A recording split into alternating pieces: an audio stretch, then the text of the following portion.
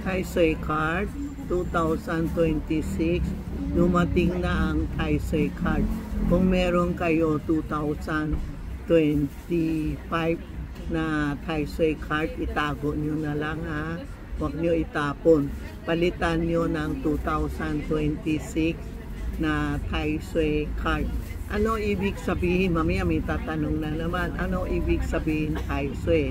Tai Sui, ibig sabihin every year, halimbawa next year si 2026, is a horse year, 5 horse. Ibig sabihin apoy na horse, meron isang soldier na babantay sa kanya, sa horse, sa mga horse, Kaya ito ang tinatawag na Tai Sui. May Tai Sui na protection sa horse, sa rat, sa rabbit, and sa rooster. Yan, apat na yon ang medyo hindi maganda. Kaya ito Tai Sui, magpo-protection sa 2026.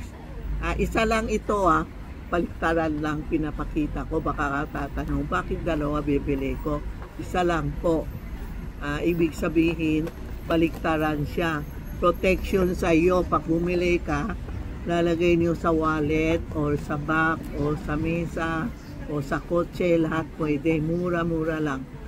Hanggang ngayon, ganun pa rin presyo. Hindi namin tinataas. Kunting tubo, bigay na.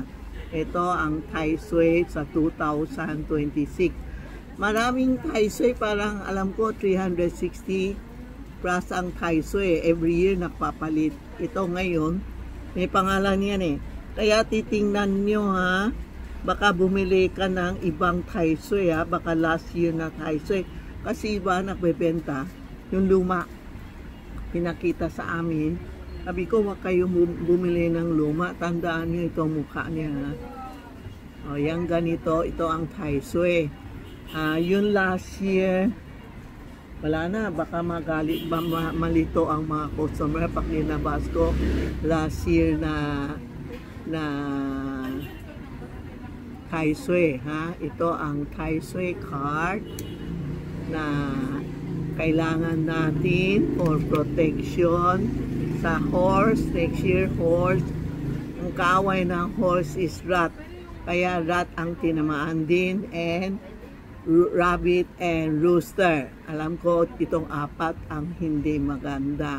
So, pwede din lahat tayo, lahat na zodiac sign, bilhin nyo, bigay mo sa mga anak nyo for protection. Halimbawa, gabi na umuwi, accident, pupunta hospital, funeral, dala natin ito, Tai Sui card, Tai Sui card for protection sa lahat po. Okay? Ito ang Tai Sui card natin.